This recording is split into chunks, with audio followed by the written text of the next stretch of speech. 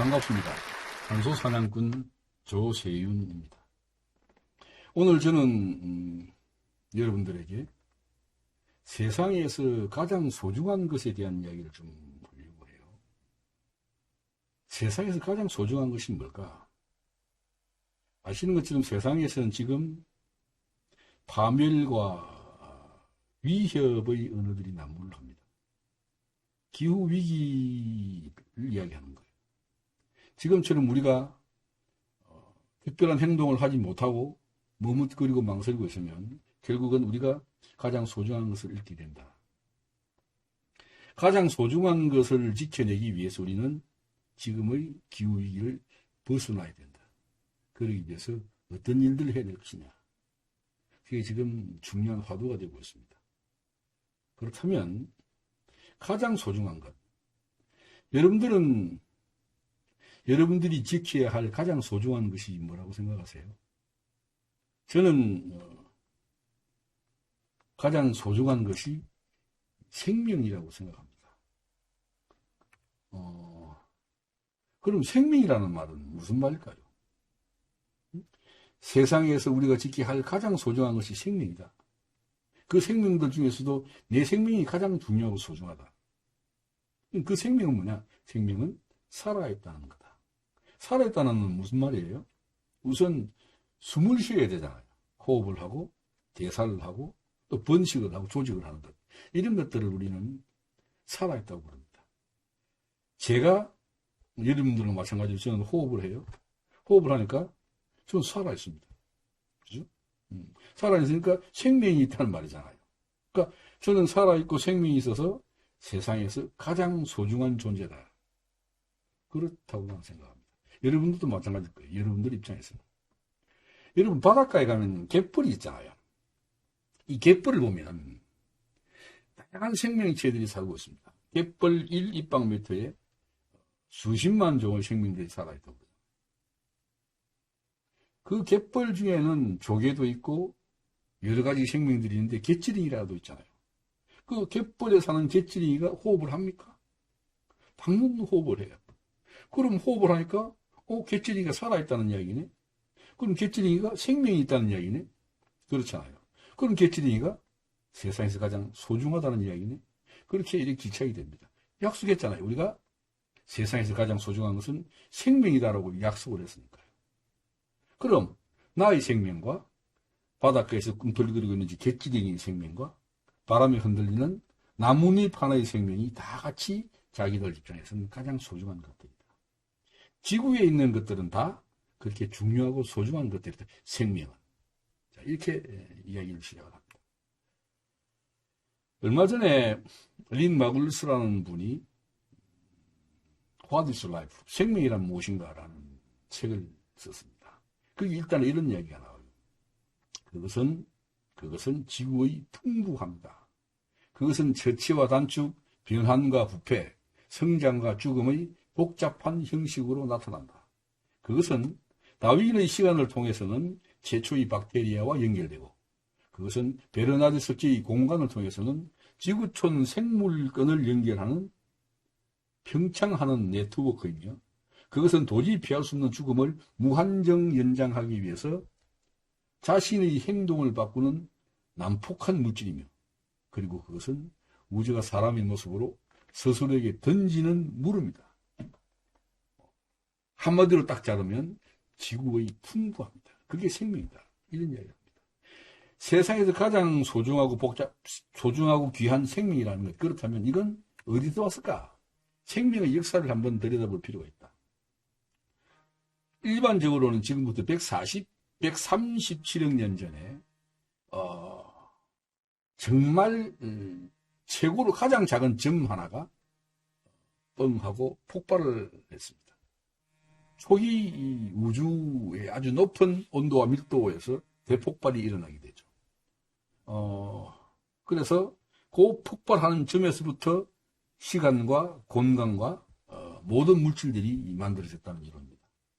이 이론에 따르면 대폭발 후에 온도가 점차 낮아지면서 물질이 생성되고, 이 물질과 에너지가 은하계와 은하계 내부의 천체들을 생성하게 된다. 이런 이론입니다. 그리고 난 다음에 많은 세월이 흘러서 지금부터 46억 년 전에 우주를 떠돌던 먼지와 가스들이 뭉쳐서 덩어리를 찝니다. 이 덩어리의 중력 때문에 주변에 있는 많은 다른 암석 조각들, 티끌들이 아주 빠르게 지구하고 부딪히게 되죠. 그러면서 지구 표면은 1000도가 넘는 훨씬 뜨거운 상태로 변합니다. 정말 거기는 그러니까 슈퍼처럼 이렇게 지구가 아주 불덩어리처럼 되어 있는 그런 상태가 되죠. 그러다가 차츰 시간이 지나면서 하늘에서 구름이 생기고 비가 오고 이렇게 해서 지구가 식으면서 이 지구가 만들어지게 됩니다.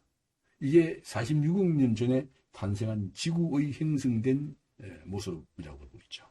그러니까 이 지구에서 46억 년 전 지구가 생기고 난 다음에 다시 많은 세월이 흐릅니다. 그러던 어느 날 이상한 물질 하나가 아주 장구한 시간을 거치면서 자기하고 닮은 거의 비슷한 물질 하나를 스스로 복제를 합니다.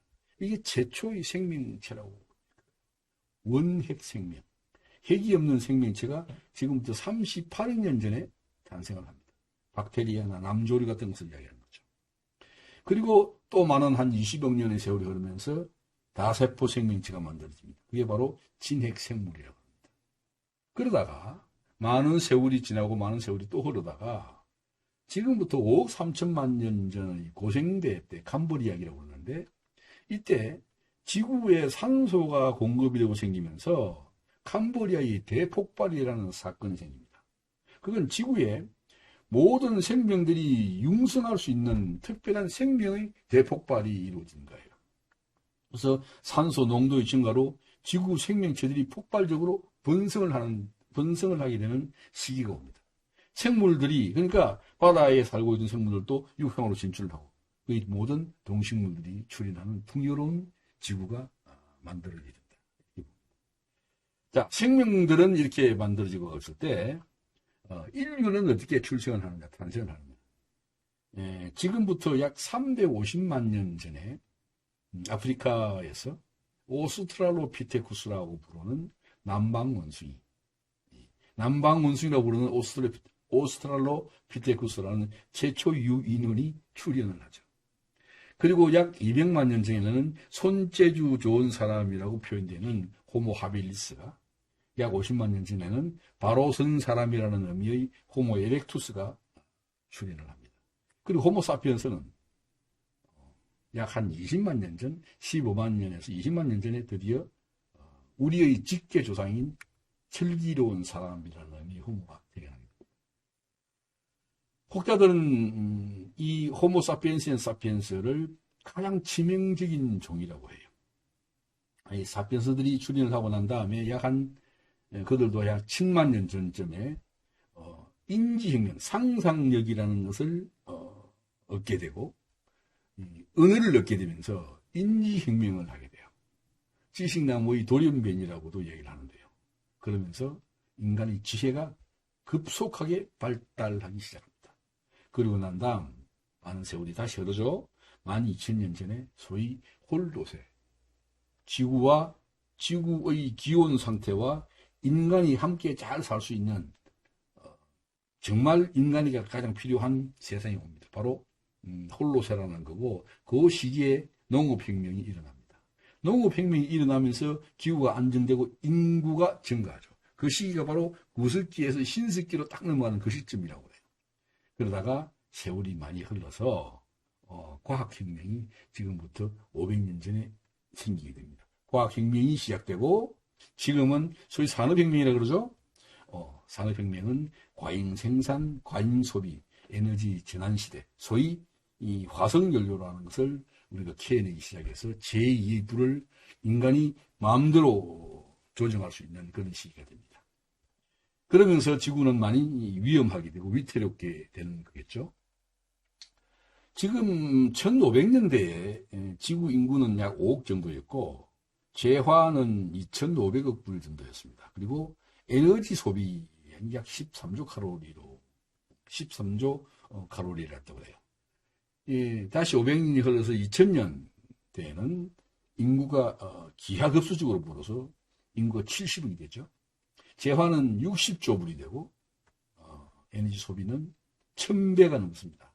1500조 칼로리를 사용하게 됩니다. 큰 지구, 작은 세상에서 작은 지구, 큰 세상, 다시 말씀드리면 감당하기 어려운 세상이 됐다는 거예요. 자, 그런 세월들이 지나오면서 지구는 상당한 위험에 처하게 됩니다. 지금 화면에 뜨고 있는 것이 이 멸종률이라는 거예요. Extinction per Million Species 이렇게 얘기하는데, 이 멸종률이라는 것은 1년 동안에 지구에 살고 있는 100만 종의 종들 중에서 1년 동안에 몇 종이 소멸되느냐, 사라지느냐를 따져보는 겁니다. 그런데 이 멸종률이 아주 정확하게도 재미있는 것을 확인시키고 있습니다. 지구상에 인류가 출현하기 전과 지구상에 인류가 출현한 다음으로 구분을 하는데, 이 지구에 인류가 출현하기 전에는 멸종률이 0.1이었습니다. 그러니까 100만 종 중에 이 지구에서 사라지는 것을 조사를 했더니 약 한 0.1 정도의 비율로 멸종을 했다 이 말이에요. 근데 인류가 출현하고 나서부터는 소위 배기멸종을 대량 멸종이라고 그러는데, 인류가 출현하고부터는 이 멸종률이 100으로 갑니다. 100 extinction per million species로 가는데, 이건 무슨 말이냐 그러면은 인류가 지구에 탄생하기 전과 출현하기 전과 그 이후의 멸종률을 비교하면 인류가 출현하고 나서부터는 인류가 출현하기 전보다 1000배나 빨리 지구의 멸종을 진행시키고 있더라. 그런 얘기입니다. 지금 화면에 사람이 뭡니까 이상하게 생긴 동물하고 같이 있는데요. 여기 있는 동물들이 다 사람을 포함해서 이제 다 멸종위기종들입니다. 그렇게 보셔야 돼요. 우리도 인간도 스스로가 이제 멸종위기종이 됐다는 자유적인 그런 얘기를 좀 하려고 제가 그림을 그린다는 겁니다. 근데 제가 먼저 말씀드린 것처럼 지구상에 5억 3천만 년 전 캄브리아기에 엄청나게 많은 생명들이 한꺼번에 폭발적으로 탄생을 했다고 했잖아요. 그런데 그러면은 그때 엄청나게 많이 생긴 그 생명들이 지금까지 이 지구에 얼마나 많은 생명들이 살았을까를 공부한 사람들이 있습니다. 이 사람들 이야기를 들어보면 그때부터 지금까지 지구를 살았던 생명들은 약 300억 종이라고. 그렇다면 현재 지구에서 살고 있는 몇 종이야? 이렇게 연구를 해보니까 약 3천만 종이 살고 있다. 그러면요, 300억에서 3천만 종이니까 99.9%가 사라졌단 말이잖아요. 이게 어디로 갔을까? 그래서 다시 한번 지구의 역사를 한번 되돌아봤더니 지구에는 그간 지금까지 5번의 대멸종의 위기가 있었다. 이렇게 얘기를 합니다. 자, 첫 번째 멸종은 지금부터 4억 4천만 년 전 오르도비스입니다. 삼엽충 해양생물이 85%가 사라졌다. 자연적인 현상에 의한 폭풍, 화산 폭발 이런 것들로 인해서 대단히 위험한 파괴적인 행위에 의해서, 자연적인 행위로 인해서 오르도비스기에 제1차 대멸종이 있었고, 2차 대멸종은 3억 7천만 년 전 대본기입니다. 그리고 3차는 2억 5천만 년 전의 페르미기, 그리고 4차 멸종이 약 2억 년 전의 쥐락입니다. 그리고 마지막 우리가 최근에 멸종한 시기가 백악기인데요. 6,500만 년 전에 이때 이제 공룡들이 멸종을 하죠. 이 멸종은 거대한 소행성이 지구와 충돌하면서 그 엄청난 충격파 때문에 지구에 있는 모든 생명들이 96% 정도가 한 번에 멸종을 하는 그런 사태가 있었다. 재밌는 게요. 그렇다면 현재는 지금 이 시점에서는 어떤 현상이냐? 지금은 뭐냐? 이렇게 이야기를 해요. 그게 무슨 말이냐? 지구에 있는 이 전문가들, 과학자들에게 설문조사를 했습니다. 그랬더니 그들이 하는 대부분의 이야기들은 지금 이 인류가 지구에 살면서 지구에서 사라져가는 종들의 숫자를 계산해 보니까 지금 우리가 먼저 있었던 5번의 그 대멸종의 위기하고 비교했을 때 그때하고 지금하고의 비교하면 멸종하는 속도가 지금이 더 빠르다. 그래서 지금은 제6의 멸종이 진행되고 있다. 이렇게 얘기를 합니다. 제6의 멸종이 진행된다. 누가? 바로 그 중심에 인간의 이 욕심임, 인간의 이 과한 소비와 낭비로 인해서 그리고 탐욕으로 인해서 지구에서 많은 생명들이 사라지고 있다. 이대로 방치한다면 우리는 또 제6의 멸종을 맞이할 수밖에 없다. 그 속에는 인간도 포함된다. 혹자들이 그런 이야기를 합니다. 지구의 표피는 병들어 있다. 그 병원의 정체는 인간이다. 죽어가는 지구를 구할 수 있는 방법이 있다. 그것은 지구 먹이사슬의 최정점을 잘라내는 것이다. 어떻게 생각하시는지. 여우는 겨울잠을 자는 동물이잖아요. 이 여우들이 이제 겨울잠을 동면을 하기 위해서 이제 많은 먹이들을 모아서 굴속에 들어가서 이제 난도리를 합니다. 문을 꼭 닫고 이제 준비를 하고 있는데 갑자기 늑대 울음소리가 들려요. 그러니까 아빠 여우가 큰일 났다. 직감적으로 느끼죠. 자, 저 늑대가 우리가 여기서 겨울잠을 자기 위해서 모여 있다는 것을 알고 우리를 향해서 다가오고 있다는 것을 직감적으로 느껴요. 그래서 야, 큰일 났다. 도망쳐야 되잖아. 그래서 주변에 있는 새끼들 다 모았습니다. 다 모아서 짐을 싸게 하고 그냥 막 도망치려고 문을 확 열고 나가려고 그랬어요. 문을 열어보니까 밖이 너무 삭풍이 물었죠. 너무 추운 거예요. 온통 눈보라 치고 눈밭이라 나갔다가는 얼어 죽을 것 같단 말이에요. 그러니까 갑자기 이 아빠 여우가 잠깐 하면서 문을 腾 닫더니 생각을 해보자. 자, 우리가 고민을 해보자. 생각을 해보자는 거예요. 잔대가리를 굽는 거예요. 나가서 도망치다가는 얼어 죽을 것 같으니까, 자, 우리가, 저 늑대가 우리가 여기 있다는 것을 알고 오는데, 혹시 우리가 아닌 옆 동네에 있는, 옆에 굴에 있는 유우들을 잡으러 가는 거 아닐까? 아니면, 저기 오는 동안에 혹시 이 인간들이 보수가 총을 쏴서 저 늑대를 잡아버리는 거 아닐까? 혹시 다른 늑대들이 아니면 더 큰 짐승들 호랑이가 나타나서 늑대를 잡아먹어버리지 않을까? 그래서 우리는 안전하지 않을까? 설마 우리가 올까? 이런 생각을 하는 거예요. 그런데 여러분 어떻습니까? 잠시 후에 문이 열리고 늑대가 툭 나타나더니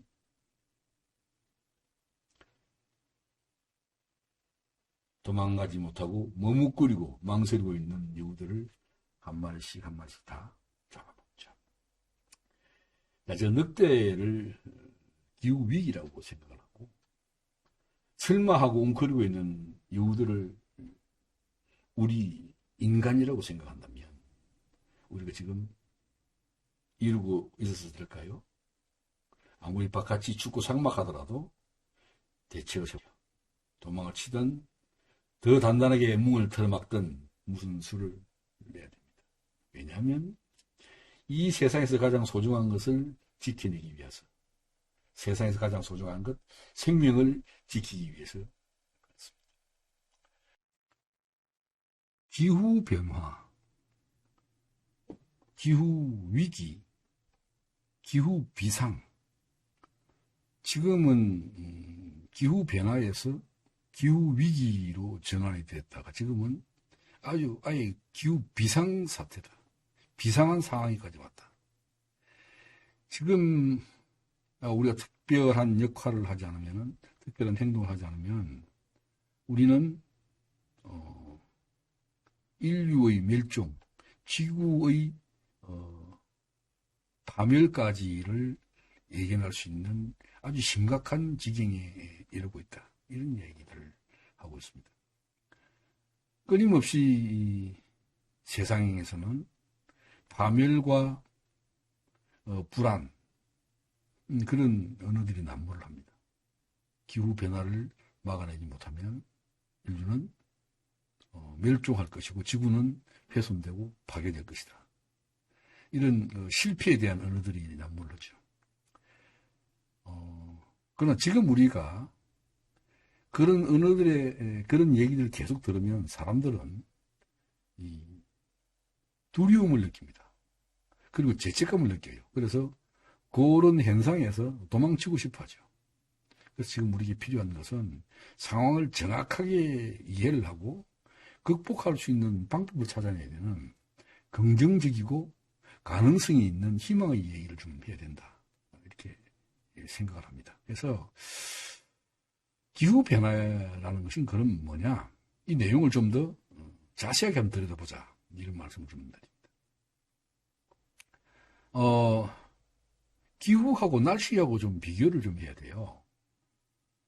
날씨라는 건 뭐예요? 날씨는 비가 오는 날씨, 오늘은 아주 깨끗한 날씨, 맑은 날씨, 눈이 오면 눈 오는 날 이러잖아요. 날씨입니다. 매일매일 변하는 현상, 우리가 경험하는 세계를 우리는 날씨라고 그래요. 사람이 비교하면은 이 사람이 기분을 이야기하는 겁니다.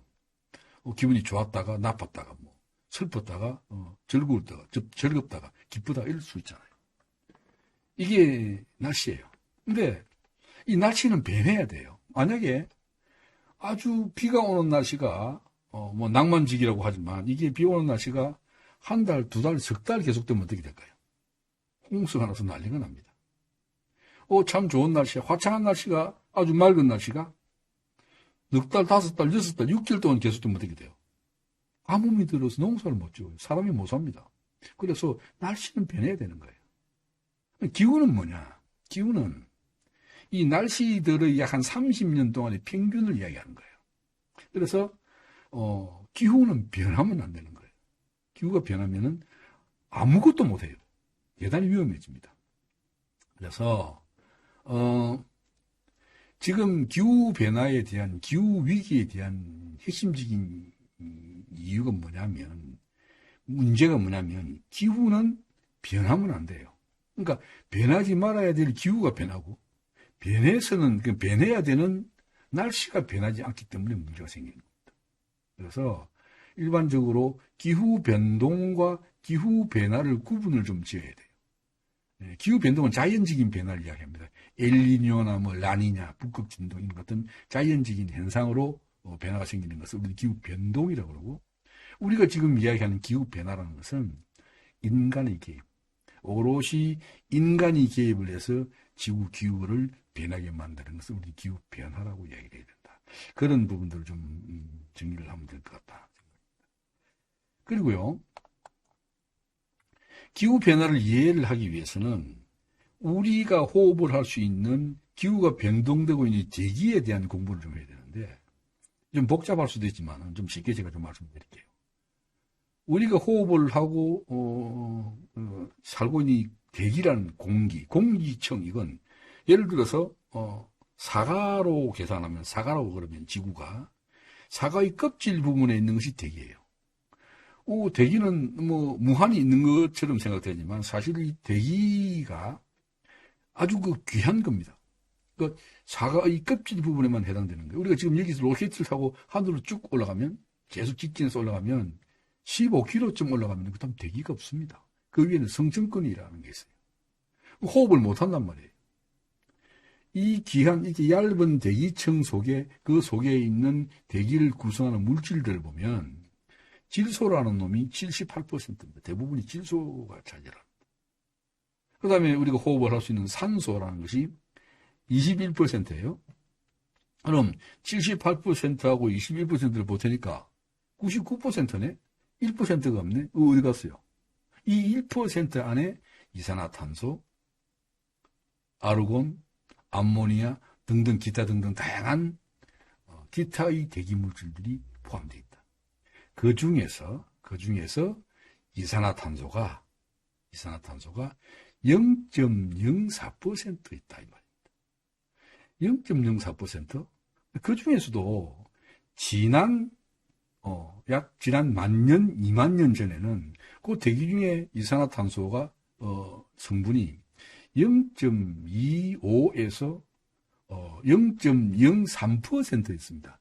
지난 100년 동안 산업화가 시작된 지난 100년 동안에 지구 대기 중의 이산화탄소가 0.1%가 증가한 거예요.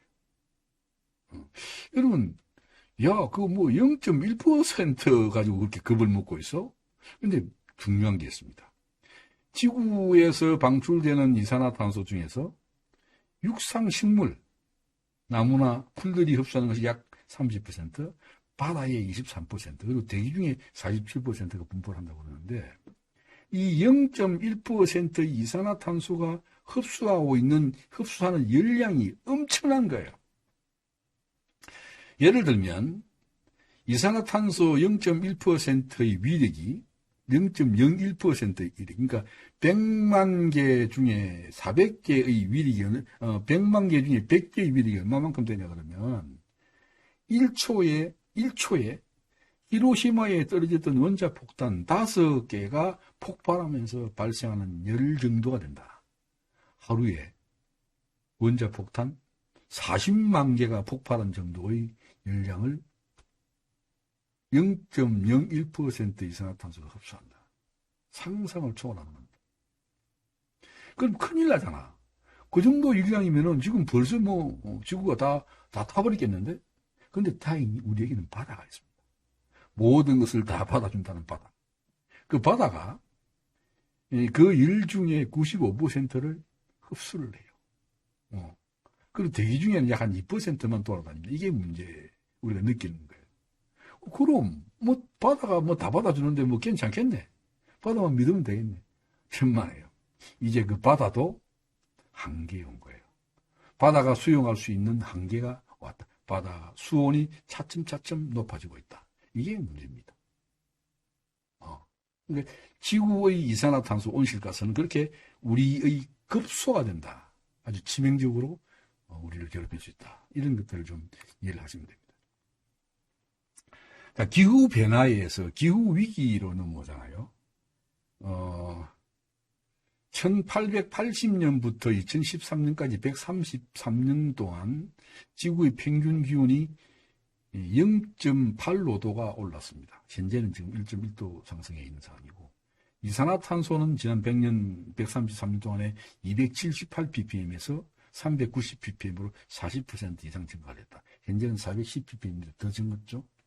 이런 얘기들을 누가 하냐? 전 세계에서 195개국에서 이 기후변화에 대해서 정말로 많이 안다는 최고의 전문가들을 모아놓은 집단이 있습니다. UNIPCC라는 것. 기후변화 정부 간 패널이라는 기구가 있어요. 세계에서 가장 기후변화에 대해서 많이 아는 전문가들의 집단입니다. 이 사람들이 2013년에 보고서를 냈습니다.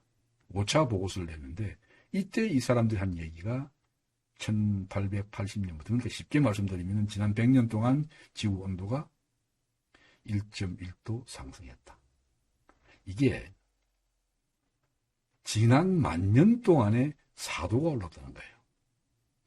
지난 10,000년 동안에 4도가 오른 것을 산업화 이후에 인간의 활동으로, 인간의 이 산업 활동으로 100년 동안에 1도를 증가시켰다. 그러면은 사람들의 활동이 자연적인 활동보다 25배나 빠르게 지구의 온도를 끌어올린 것이다. 이렇게 이해가 됩니다. 지구 온도를 이렇게 상상을 해보세요. 우리 기상학자, 유명한 분이죠. 조춘호 박사는 그런 표현을 해요. 고속도로에 지금 100km를 놓고 차가 달리고 있다가 갑자기 이게 2,500km로 가요. 확 가요. 그럼 어떻게 돼요? 죽지는 말이에요. 그렇게 빠르게 지구 온도를 끌어올린다. 그래서 IPCC 보고서 제45차 IPCC 총회에서 이 사람들이 모여서 한 중요한 결론 하나가 2050년까지 지구 평균 온도를 1.5도 정도에서 잡지 않으면 지구는 대단히 위험해진다. 그 한계가 1.5도다라고 표현을 합니다.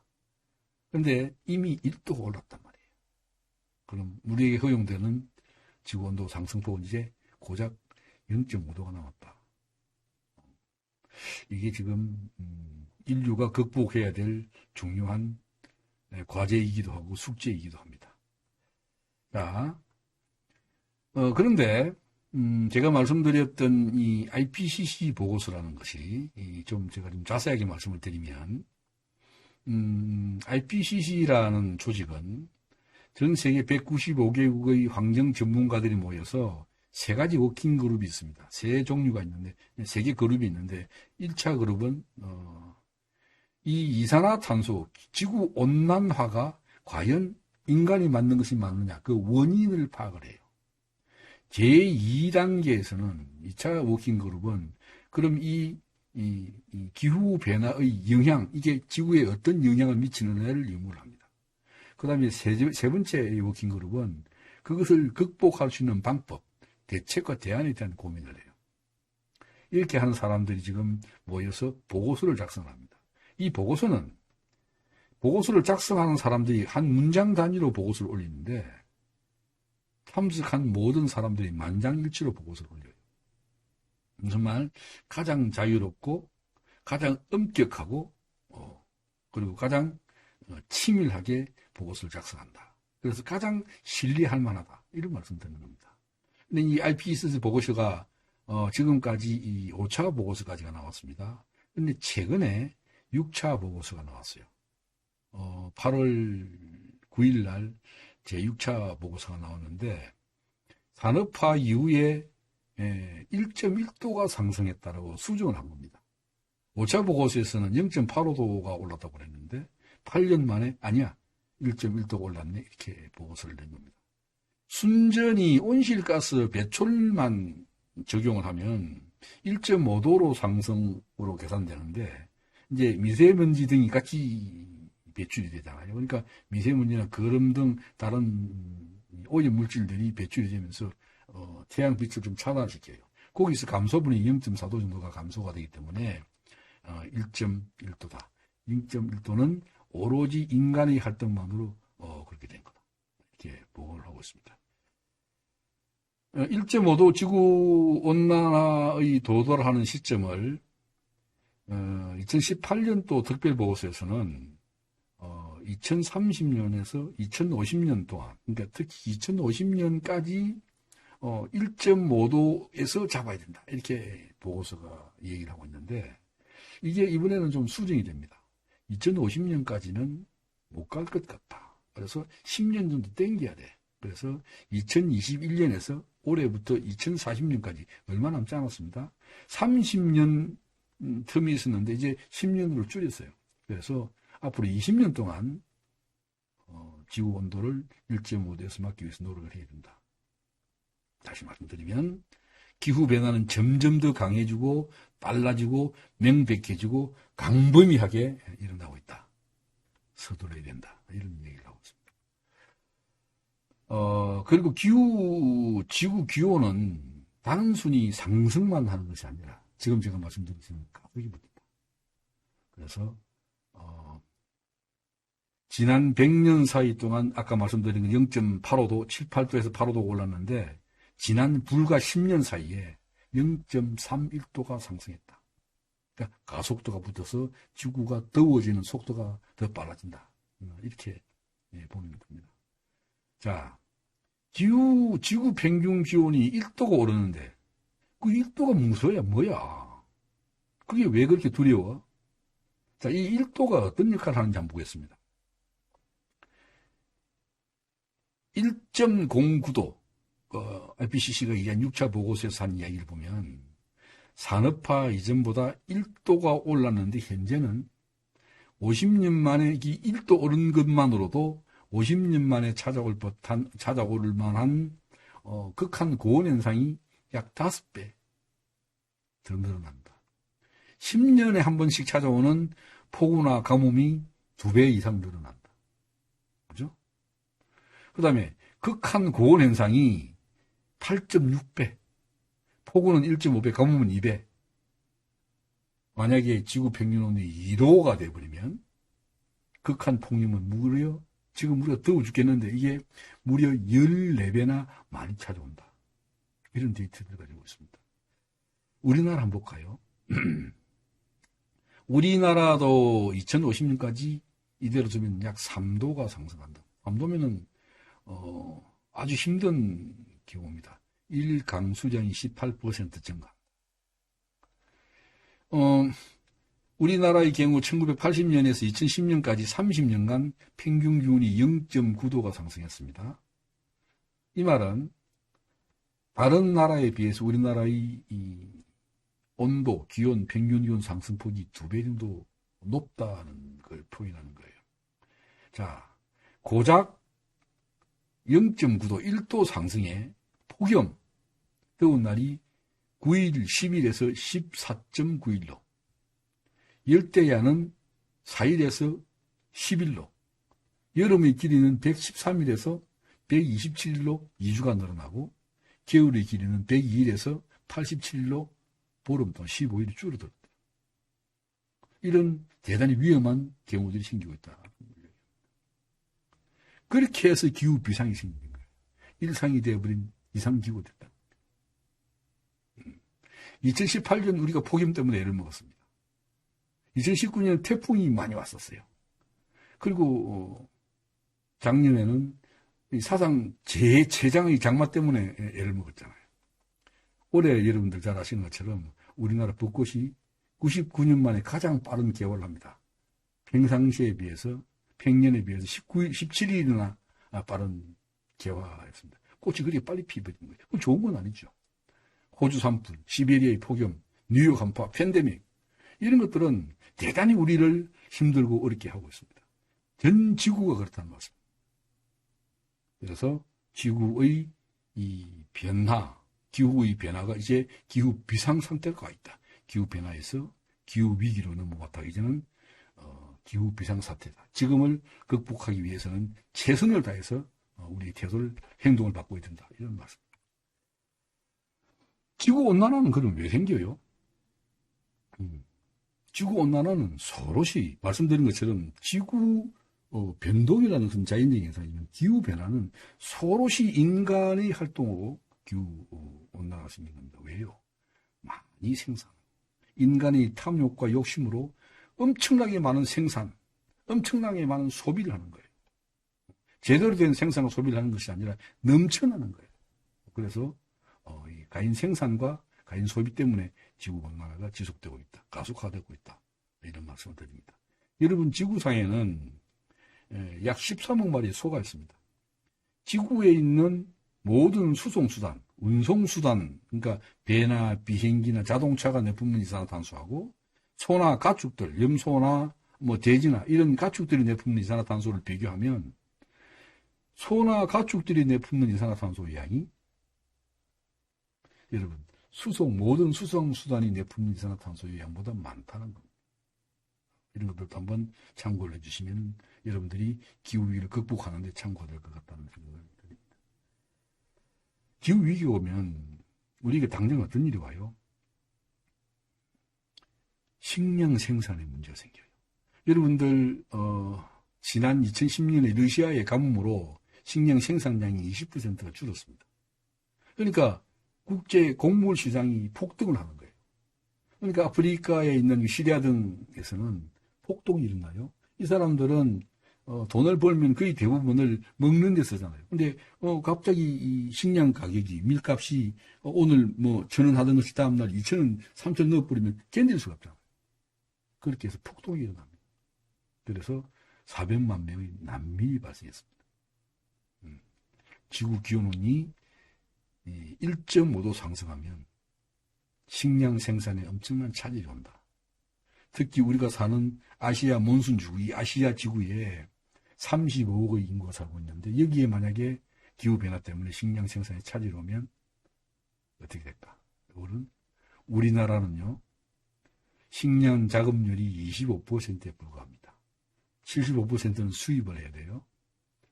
그런데 다른 나라에서 기후변화 때문에 가뭄이나 홍수가 져서 식량 생산에 문제가 생기면 어떻게 될까요?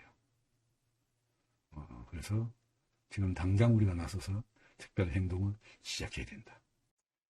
스웨덴 아주 지속 가능 관련한 부분에서 이 전문가가 계십니다. 요한 록스트림이라는 분하고 사진 작가로 유명하신 그 마티아스 콜룸이라는 분이 지구 한계의 경계에서라는 저서를 냅니다. Big Plan, Small World.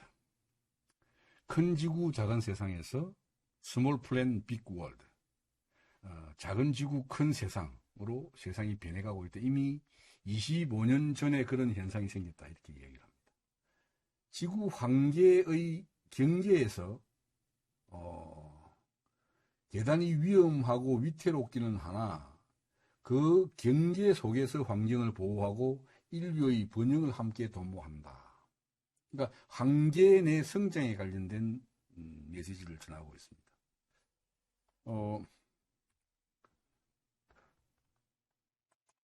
이 이야기들을 한번 좀 시작을 해볼까. 이 책에서 소개하고 있는 내용들 보면 아주 강한 4가지 압력, 그리고 지구 위험 한계 9가지에 대해서 지금 말씀을 하고 있는데요. 이 4대 압박 관련한 이야기로는 우선 인구 증가와 인구들이 증가를 하고 그 인간들이 인류의 풍요에 대한 욕구, 예를 들면 중국 사람들이 돼지고기를 좋아하잖아요. 근데 이 중국의 13억 인구가 다들 풍요를 추구하게 되면 돼지고기를 먹다가 소고기 맛을 알게 된단 말이에요. 그러면 여기에 이들이 추구하는 욕구를 충족시키기 위해서는 엄청난 물량이 소모돼야 된다. 정말 더 큰 지구가 필요해야 된다. 이런 얘기입니다. 인구 증가도 거대한 압박으로 온다. 그 다음에 기후변화입니다. 잘 아시는 것처럼. 기후변화는 현재 우리 지구가 배출하고 있는 이산화탄소의 농도가 현재 약 410ppm쯤 될 거예요. 이게 450ppm을 초과하게 되면 우리가 잡아야 할 2050년까지 잡아야 할 1.5도를 초과하게 된다. 이런 이야기고, 그 다음에 중요한 것이 생태의 악화입니다. 지구의 회복력. 예를 들면 미세먼지 같은 것들도 아주 심각하다 그러지만 이게 5일이면 자연적으로 소멸이 돼요. 그런데 이게 이제 이 생태계가 악화가 되면 지구가 스스로 회복하고자 하는 그 회복력이 훼손되어 간다는 이야기고, 그 다음에 안전 공간의 감소, 이렇게 4대 압박을 얘기를 합니다. 느닷없는 변화, 블랙스완과 같이 예측할 수 없는 어떤 변화가 왔을 경우에 그런 변화들이 느닷없이 찾아왔기 때문에 준비를 못했다는 이야기죠. 그래서 안전 공간이 감소를 하게 될 것이다. 그런 이야기입니다. 그리고 위험 한계를 얘기를 하는데 이 9가지 위험 한계를 3개의 범주로 나눴습니다. 가장 위험한 제1범주에 기후변화, 오존층의 파괴, 그리고 해양 산성화를 두고 있습니다. 그런데 2범주에 토지 이용 변화, 산림 훼손 이야기고, 질소와 인의 과잉, 농업을 위해서 많이 쏟아지는 비료를 이야기하는 거고, 그 다음에 민물 부족, 우리가 먹는 담수의 부족, 그 다음에 종 다양성의 감소, 그리고 3범주를 이제 인류가 발생시킨 에어로졸, 미세먼지라든지, 그리고 우리가 살면서 만들어내는 독성 물질들, 화학 물질들, 신오염 물질들을 이야기합니다. 하나씩 그 한계에 대한 이야기를 한번 살펴보도록 하겠습니다. 위험 한계에 가장 먼저 기후 변화를 이야기합니다. 이 한계 지표라고 하는 것이 있는데 이걸 어느 것을 놓느냐 보니까 이산화탄소의 농도를 이야기합니다. 지구의 위험 한계를 350ppm으로 봐요.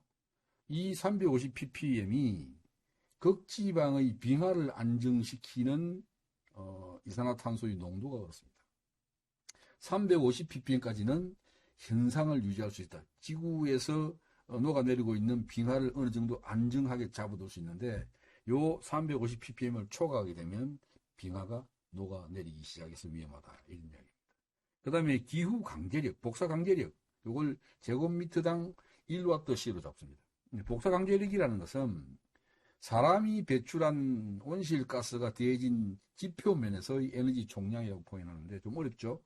제곱미터당 1W의 증가로, 그러니까 1제곱미터당 1Wc의 증가로 지구 평균 온도가 1도 상승할 수 있다. 이런 이야기입니다. 그래서 가장 중요한 위험 환기 1번으로는 기후 변화를 지금 지적하고 있다. 이 기후 변화는 인류가 당면하고 있는 가장 심각한 문제 중에 하나. 그래서 이 위험 환기를 벗어나기 위해서는 다양한 지금부터 특별한 노력을 해야 된다는 이야기를 하고 있습니다. 아시는 것처럼 지구 온난화, 기후 변화는 인류가 탐욕과 욕심으로 만들어낸 재앙이라고 봐야 되겠죠. 지구 온난화는 과잉 생산과 과잉 소비에서 발생한 것이 틀림없습니다.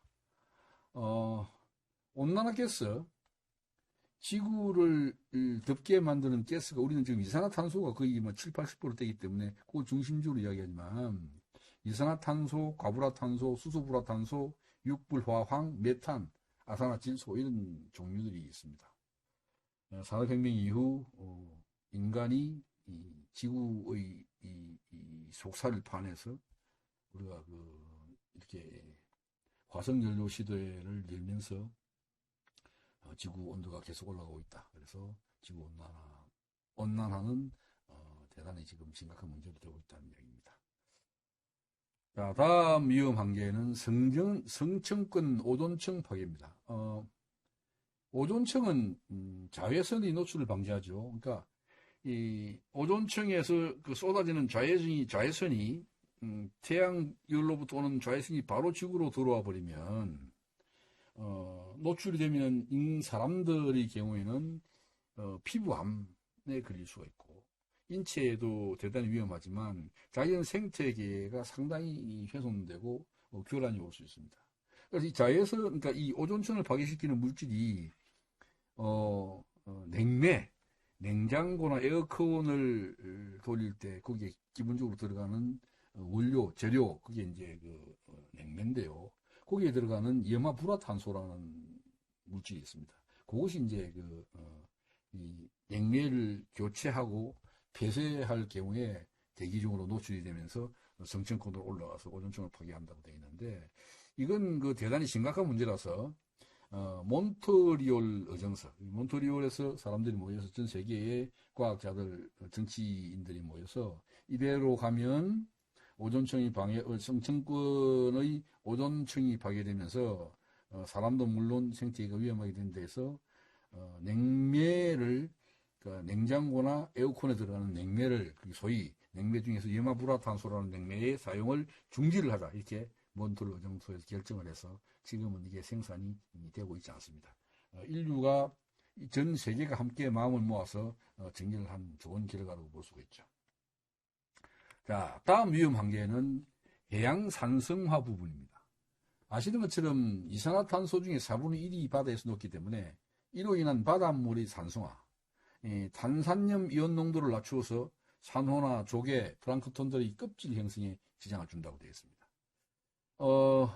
위험 한계를 아라고나이트 80%라고 이야기하는데 아라고나이트는 말이 좀 어렵죠. 이 아라고나이트라는 이야기는 바닷물이 산성화되면서 용해되는 탄산칼슘의 한 형태로 전반적인 바다의 건강 상태를 나타내는 지표로 아라고나이트라고 이야기합니다. 현재 아라고나이트가 84%라고 해요. 근데 지금 위험 한계는 80%니까 이미 그 위험 한계를 넘었다는 이야기입니다. 여러분 잘 아시는 것처럼 물고기들은 암수가 한 몸에 사는 경우가 자웅동수인 경우가 많습니다. 수온이 상승하면 이 수온이 물고기들이 암수를 구별짓는 데 결정적인 역할을 합니다. 수온이 높아지면 이게 생산을 하지 못하는 순놈에서 암놈으로 변하지 못합니다. 암놈으로 변하지 못하면 생산을 못하겠죠. 그래서 그 물고기들이 양이 줄어든다는 이야기입니다. 그리고 물고기들의 몸이 축소가 돼요. 예를 들면 수온이 상승하게 되면 물 속에 있는 용존산소라는 것이 없어집니다. 이 물고기들이 호흡을 해서 산소를, 물을 이렇게 빨아들이면서 거기에 포함되어 있는 용종산소를 함께 빨아들이는데 이 용종산소가 부족해지는 거예요. 그러면은 방법이 없습니다. 그 산소의 상태에 맞을 만큼 자기 몸을 줄이는 수밖에 없습니다. 그래서 지난 40년 동안 지구에 있는 모든 해양에 살고 있는 물고기들의 몸 크기가 30%를 줄었다. 인류의 어떤 인류에게 제공되는 단백질의 양이 30%가 줄었다는 이야기입니다. 그리고 이 물고기들은 자기가 살고 있는 수온을 맞추기 위해서 매년 7km씩 극지방으로 이동을 하죠. 그럴 수밖에 없죠. 그런데 이게 이제 극지방으로 이동을 할 수 있는 유영하는 생물들은 물고기들은 괜찮은데 따개비나 애기홍합이나 이런 것처럼 부착 생명들은 움직이지를 못하니까 어쩔 수 없이 멸종 상태로 갈 수밖에 없는 상황이다. 가장 위험한 것은 해저 메탄의 방출입니다. 불타는 얼음이라고 그러죠. 수조톤이 지금 바다 밑에 저 해저에 지금 잠재를 해서 지금 그게 깊이 써져 있는데 이게 수온이 상승을 해서 해저로 해상으로 이렇게 이제 노출이 되면 방출이 되면 디핑 포인트를 넘어설 수밖에 없다 이런 이야기입니다. 그래서 해양 산성화도 대단히 중요하다. 바다를 지키는 일은 우리가 깊이 생각을 하고 있어야 된다 이런 이야기입니다. 그러니까 네 번째가 토지 이용의 변화입니다. 토지 이용의 변화는 산림 훼손 문제죠. 농경지를 만들기 위해서 산불을 내잖아요. 지금 전 지구상에서 벌어지고 있는 산불이 지구 온난화의 12% 정도 이산화탄소 온실가스를 배출하는 데 역할을 하고 있습니다. 이 위험 한계는 경작지 개발지가 현재 얼음이 없는 전 지구의 얼음이 없는 지표면 중에서 경작지 개발지가 15%를 유지했는데 15% 이상 되면 곤란하다. 현재 12%입니다. 열대우림 전체에서 85%, 온대 지역의 숲은 50%, 냉대 지역의 숲은 냉대 지역의 숲도 역시 85%를 유지를 했는데 이게 더 이상 훼손되게 되면 대단히 위험하게 된다. 지금 인류가 겪고 있는 여러분 잘 아시는 코로나19요.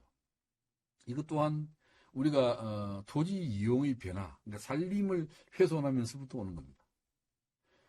이산화탄소를 배출해서 지구를 덥게 하고 지구가 더워지면 극지방의 얼음이 녹게 되고 극지방의 얼음이 녹으면 해수면이 상승하게 되고 해수면이 상승하면 농경지가 침수가 되죠. 그래서 사람들은 농사를 더 짓기 위해서 식량 확보하기 위해서도 위로 간다. 그 위는 숲이에요. 숲을 훼손해서 숲에 살고 있는 동물들이 갈 데가 없잖아요. 그럼 그 동물들 속에 몸속에 살고 있는 소위 주노시스들, 몸속에 살고 있는 인수 공통 감염병의 바이러스들은 어떻게 하느냐. 그래서 코로나나 이런 것들이 어쩔 수 없이 인간의 영향으로 역할로 해서 인간 사회에 다시 돌아오는 이런 악순환이 계속되고 있다.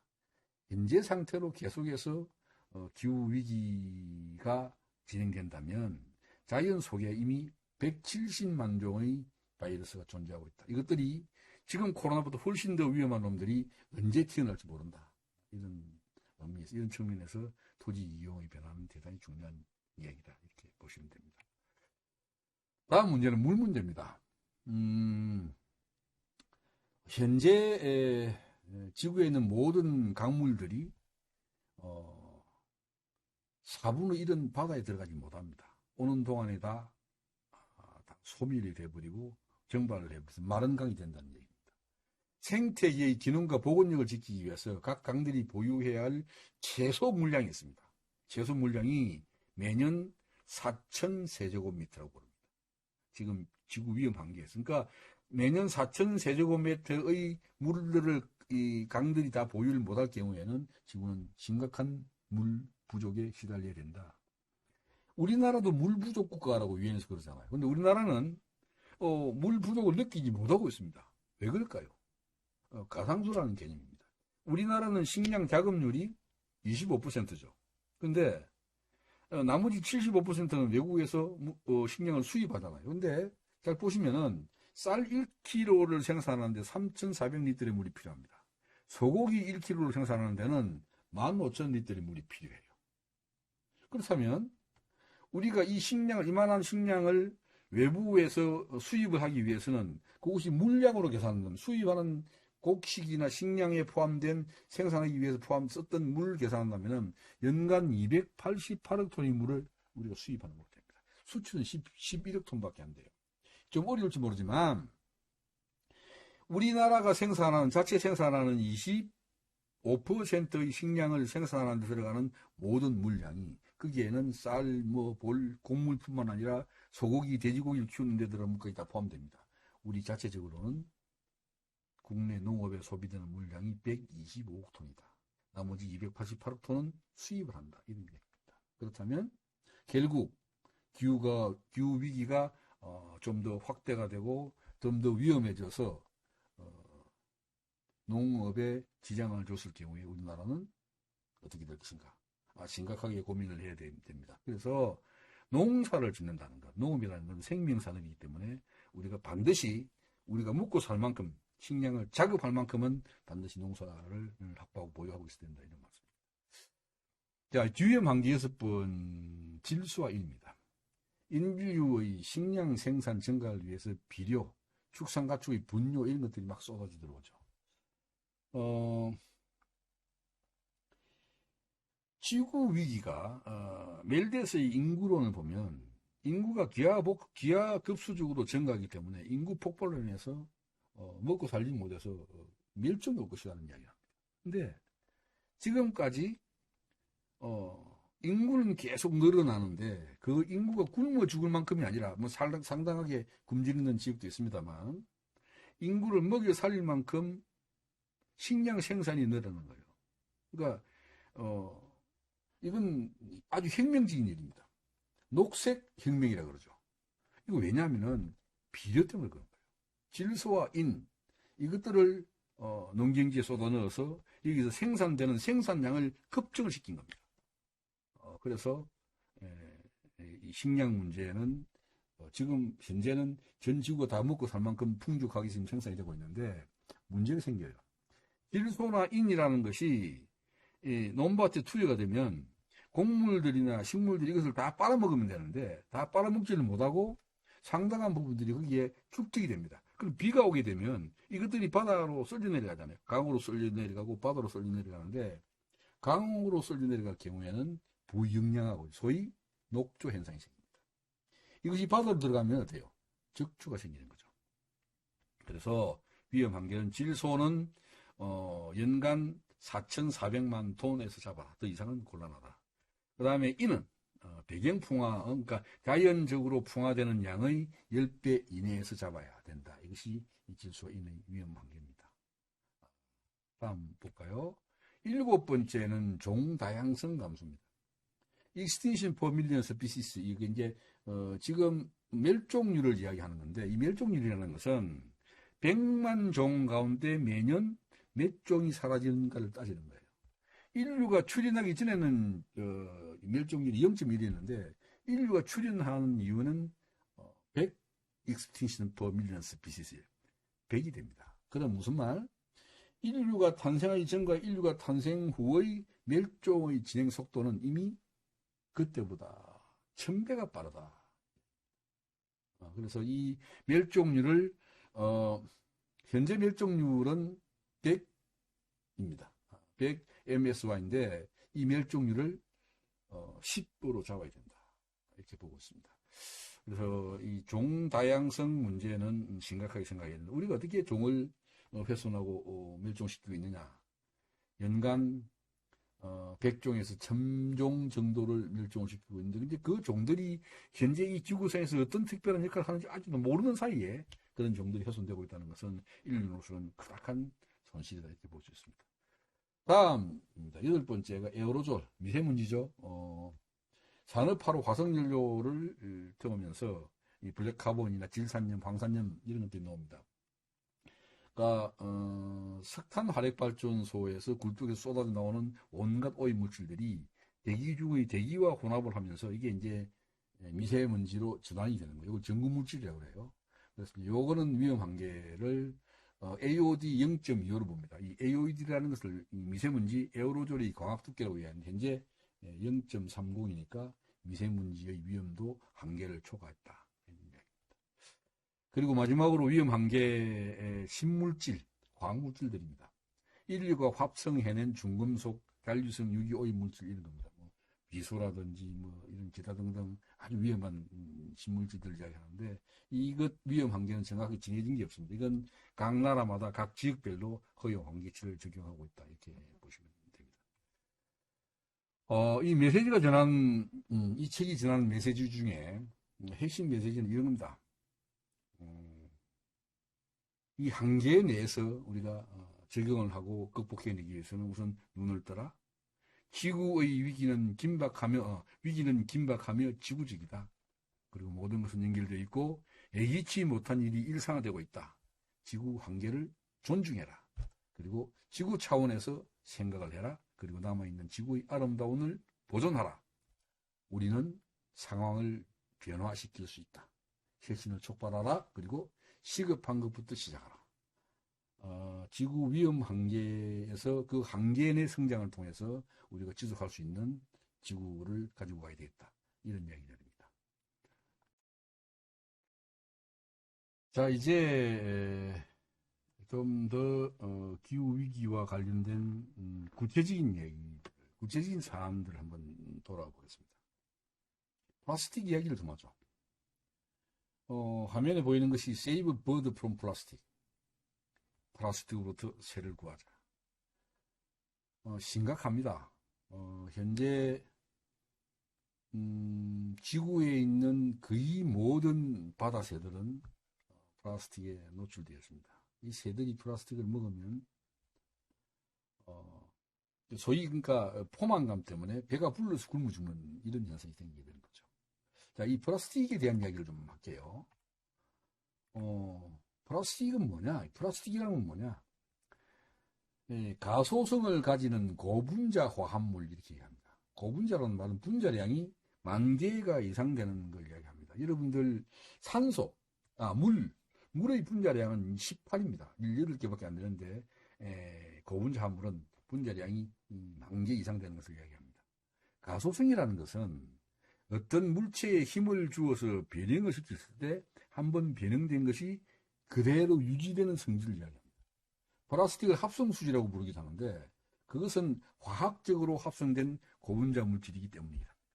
이 플라스틱은 현재 지금 우리가 사용하고 있는 플라스틱은 거의 대부분이 석유를 정제하는 과정에서 나오는 물질들이 대부분입니다. 플라스틱 이 말은 본래 쉽게 변한다 이런 뜻을 가진 이 그리스 플라스티코스에서 유래됐다고 그러네요. 이 플라스틱을 한 번 더 보죠. 석기 시대에서 지질 시대를 따져보면 석기 시대에서 청동기 시대, 철기 시대로 가는데 이제는 이제 뭐 아시는 것처럼 플라스틱 시대가 됐습니다. 1846년에 니트로셀루로스라고 질산염 섬유가 합성이 됩니다. 독일에서 시작이 됐습니다. 근데 이게 실제적으로 셀룰로스가 합성된 것이 1869년에 미국에서 이 당구를 치던 사람들이 이 당구공을 한번 만들어 보자. 이렇게 왜냐면 당구공은 그 당시에 아주 귀한 그 코끼리 상아로 만들었기 때문에 굉장히 비쌌습니다. 그래서 이걸 좀 더 싼 것으로 개발을 할 수 있을까 해서 이제 상금을 걸었어요. 만불 상금을 걸었는데 미국의 존 아이엇이라는 사람이 최초로 천연 수지 플라스틱 셀룰로이드를 생성을 해서 당구공을 합성을 했습니다. 근데 이제 그게 실패를 했죠. 그렇게 이제 그랬지만 이제 천연 수지 이 플라스틱 셀룰로이드라는 것이 있다는 것을 처음 발견을 하게 됩니다. 그러다가 이 플라스틱의 고분자 성분, 아까 말씀드린 것처럼 가소성 고분자 성분을 확보했다고 그래가지고 1953년에 노벨상을 받습니다. 이때부터 이제 플라스틱의 입판이 된 거죠. 그리고 1937년 미국에서 미국 두평사에서 잘 아시는 것처럼 합성성인 나일론이 개발됩니다. 지금 세상은 뭐 플라스틱 나일론 세상이죠. 그리고 2000년도에 최근이죠. 플라스틱에 전기가 통하게 하는 전도성 플라스틱을 개발하면서 다시 노벨 상을 수상하게 됩니다. 무슨 말이냐 그러면 노벨상을 2번이나 받아요. 플라스틱이. 그만큼 우리에게 가까이 있다는 말씀을 드립니다. 플라스틱의 종류와 농도에 대한 이야기를 좀 하죠. 열가소성 플라스틱. 그러니까 무슨 말? 열을 가하면 녹아내리는 플라스틱이 있습니다. 그게 이제 폴리에틸렌 수지, 폴리염화 비닐 수지, 그러니까 단단한 관 이런 것들입니다. 그 다음에 이제 폴리아미드 수지, 나일론이죠. 섬유나 머리빗 같은 거. 이런 것들은 열을 가하면 녹는데, 열경화성 플라스틱이 있습니다. 이건 한번 굳어지면 절대로 녹지 않는 거 있잖아요. 패널 수지입니다. 목재용 접착제나 전기 배전탄 이런 겁니다. 그 다음 아미노 수지, 단추나 이런 것들, 식기 이런 것들, 에폭시 수지는 그물리 방수제로 이런 것들이 있습니다. 그러니까 플라스틱의 종류도 열가소성 플라스틱이 있고 열경화성 플라스틱이 있다. 이렇게 이제 종류들 한번 살펴봤고요. 다음에 플라스틱의 장점, 여러분 너무나 잘 알죠. 조형성과 가소성입니다. 가볍고 단단하고 견고하고 어떤 형태로도 만들 수 있고 가장 중요한 건 싸다는 얘기. 매년 3억 3천만 톤에서 한 4억만 톤 정도가 생산이 됩니다. 현재까지 누적 생산량이 5억 톤쯤 되죠. 현재 재활용이 한 9%, 소각 12%, 나머지는 버려져서 돌아다니는 것 같은데 매립이 되겠죠. 그렇습니다. 이 플라스틱 대란이죠. 그러니까 이 플라스틱이 그렇게 싸고 견고하고 가볍고 좋네. 사용하기 그렇게 좋다면 왜 문제가 되냐 하면 한꺼번에 너무 많이 쏟아져 나온다. 그리고 난분해서 썩지 않는다. 이게 썩으려 그러면은 500년, 1000년이 걸려요. 그러니까 이게 쏟아지는 양들을 처치할 수가 없다. 감당이 어렵다는 겁니다. 그런데 이게 더 무서운 게 이 플라스틱은 물리적인 힘이나 햇빛에 의해서 이게 부서져요. 이게 가루가 되면은 이것들이 대단히 위험합니다. 미세 플라스틱이 된다는 얘기. 이게 먹이사슬을 통해서 인간의 몸에 다시 들어온다. 현재 이 지구상에 플라스틱이 없는 곳이 없습니다. 그리고 플라스틱은 결코 사라지지 않고 돌아다니고 있다. 우리 주변에 있다. 이렇게 보시면 되죠. 가장 위험한 것이 바다입니다. 매년 1,300만 톤의 플라스틱이 바다로 유입이 되고 있는데요. 광합성으로 부서지고 조각이 난 플라스틱들이 현재 해양 동물성 플랑크톤보다 6배나 많다. 그러니까 현재 북태평양 위치에 보면 그림에 나오지만 해류를 타고 하와이 북쪽에 떠다니는 쓰레기섬이 한반도 우리나라의 7배나 되는 크기의 그런 규모의 플라스틱 섬들이 떠다니고 있다. 심각하죠. 바다에 떠다니는 미세 플라스틱을 바다 생물이 먹고 그 생물을 고기가 먹고 더 큰 고기가 먹고 이게 먹이사슬을 통해서 결국은 사람의 입에까지 들어온다. 이야기입니다.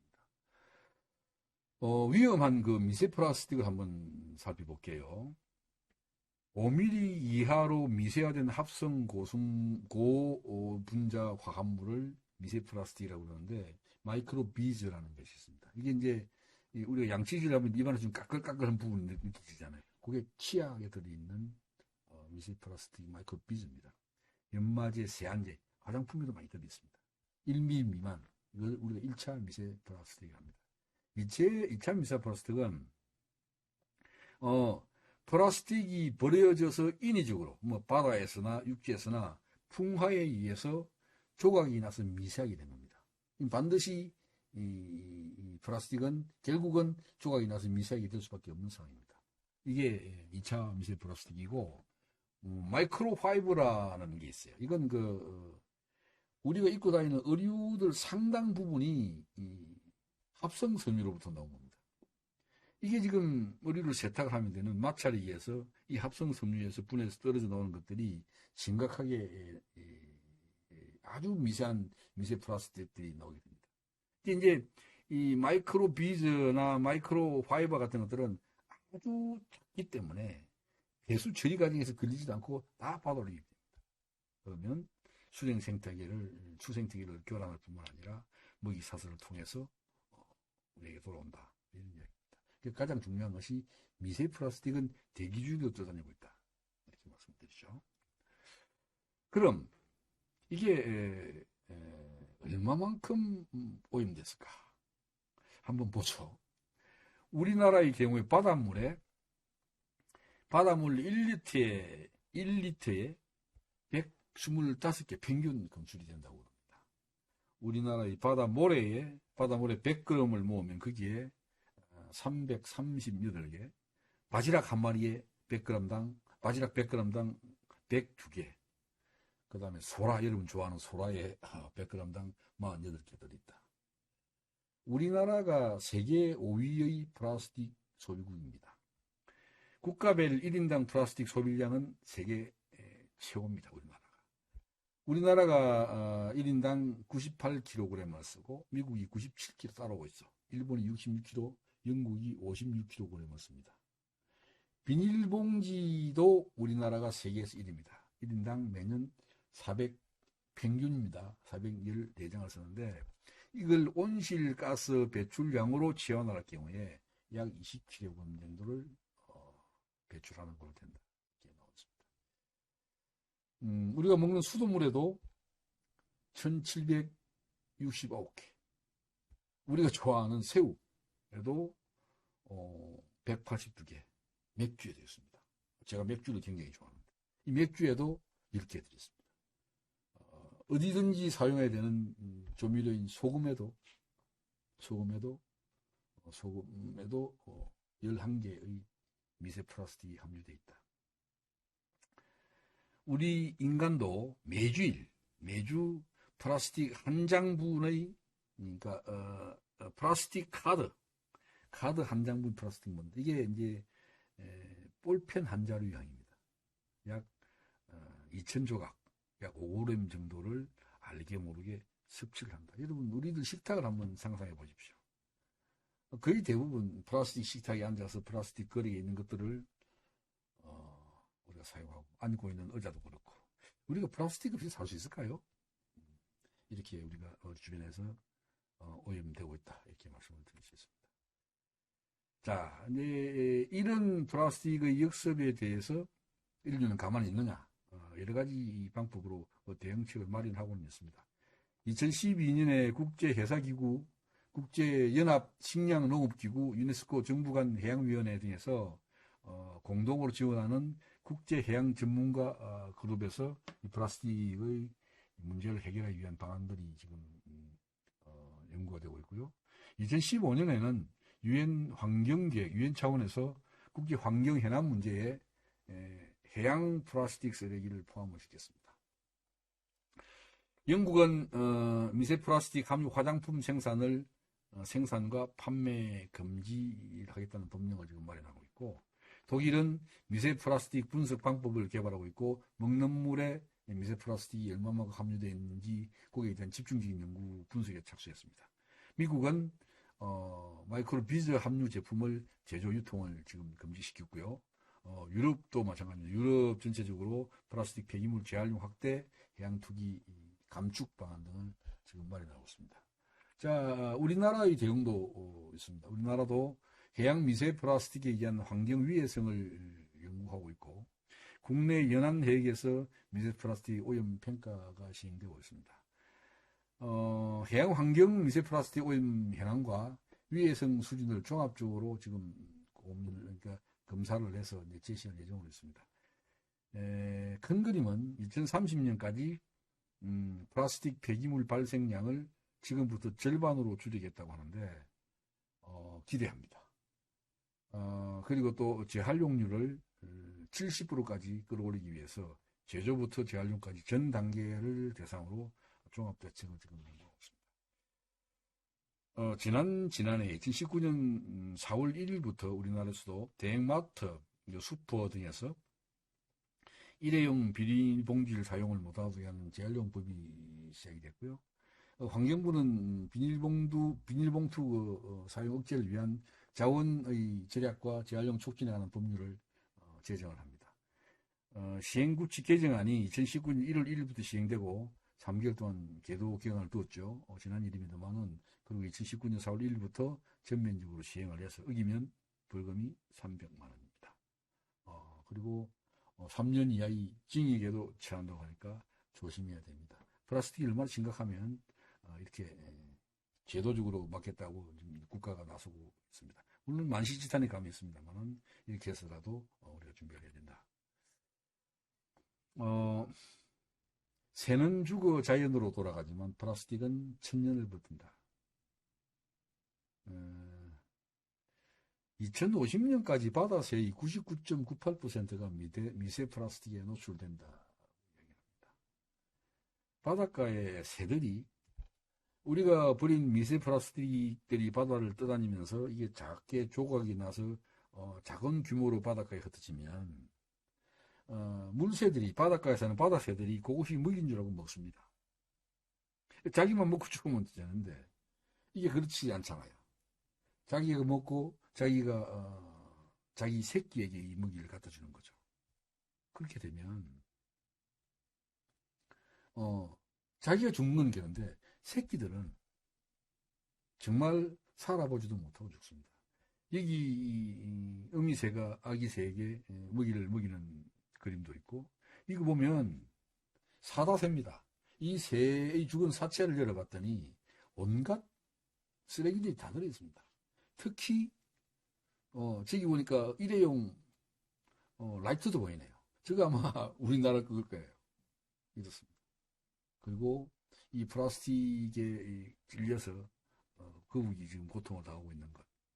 그리고 수달이나 해달들이 이 플라스틱 이빨줄에 목이 감겨서 죽어가고 있는 이런 처참한 현상들을 볼 수 있습니다. 새가 그 플라스틱을 먹어서 자기 새끼에게 줍니다. 그러면은 새끼들은 그 플라스틱을 먹어서 배가 불러서 포만감 때문에 배가 불러서 굶어 죽죠. 새들은 생명체이기 때문에 죽으면 유기물로 해서 다시 자연으로 돌아가지만 플라스틱은 그 자리에 남아서 500년, 1000년을 이런 참혹한 먹이사슬을 진행시키고 있습니다. 이 안타까운 현상을 극복하기 위해서 우리가 해야 할 것은 뭐냐?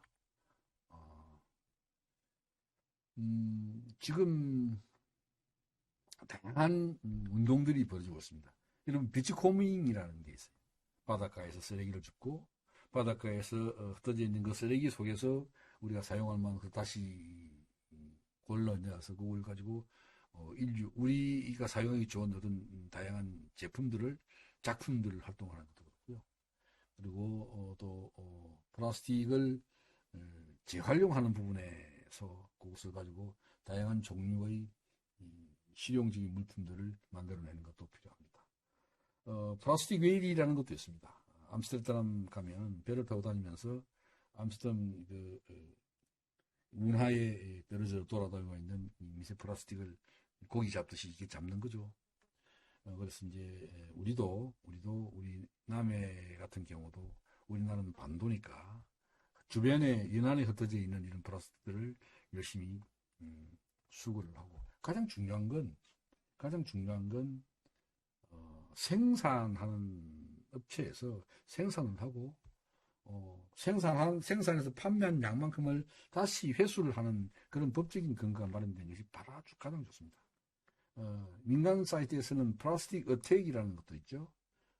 마트에서 어떤 제품을 살 때 플라스틱 용기 같은 것들을 다 그냥 직접 가지고 가서 가지고 오고 포장재나 이런 것들은 다 두고 오는 그런 실질적인 운동을 확산하고 펼쳐내는 것은 대단히 중요하다 이렇게 생각을 합니다. 여러분 우리가 해야 할 일들은 많습니다. 지금 인류는 끊임없이 이 파멸과 위협의 그리고 실패의 언어들을 계속해서 보냅니다.